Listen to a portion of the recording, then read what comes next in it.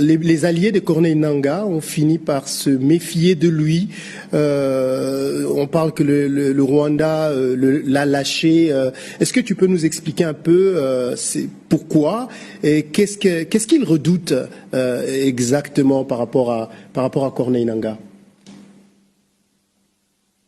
Les experts expliquent, Marius, que le Rwanda et ses alliés ont vu en Corneille Nangaa un partenaire utile au départ, mais rapidement devenu encombrant. Au début, il servait à donner un visage congolais au projet de l'AFC M23, à camoufler l'ingérence étrangère derrière une figure nationale connue.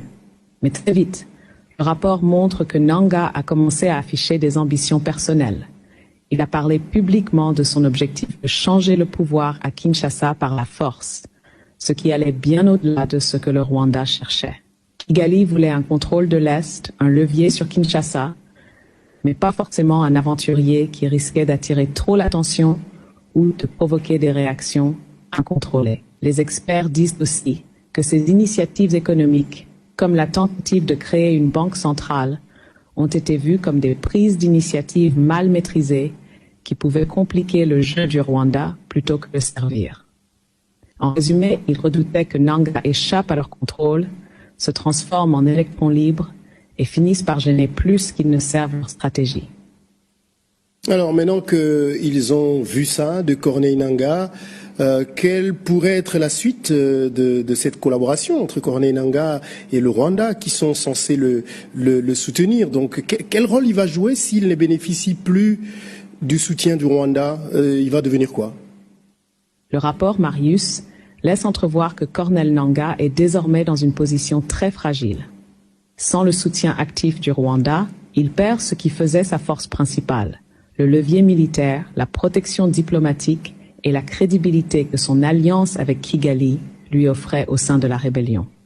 Il se retrouve donc isolé, à la merci des rapports de force sur le terrain. Les experts évoquent que son rôle pourrait se limiter à celui d'une figure symbolique, sans réel pouvoir, utilisée ponctuellement pour des discours, mais tenue à l'écart des vraies décisions stratégiques. Il y a aussi le risque qu'il devienne un boulet pour le M23 et le Rwanda, un homme à qui on tourne le dos, voire qu'on écarte discrètement pour éviter qu'il ne devienne gênant.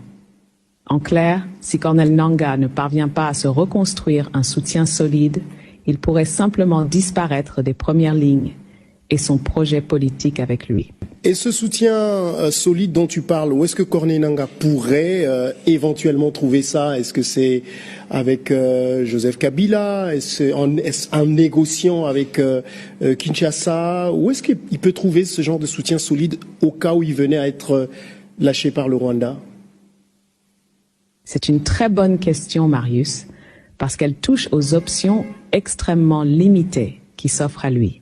Le rapport ne mentionne pas de lien direct avec Joseph Kabila, et sur le terrain politique, il faut bien dire que l'espace pour Corneille Nangaa est étroit. Kinshasa le considère désormais comme un traître, un acteur de la rébellion.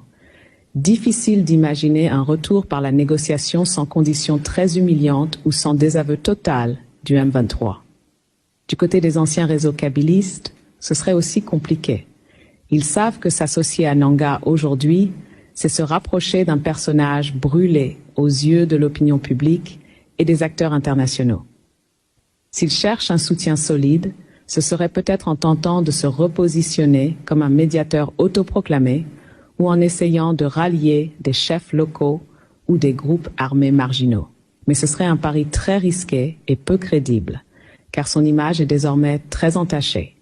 En réalité, Marius, sans le parapluie du Rwanda, Corneille Nangaa a très peu de cartes entre ses mains.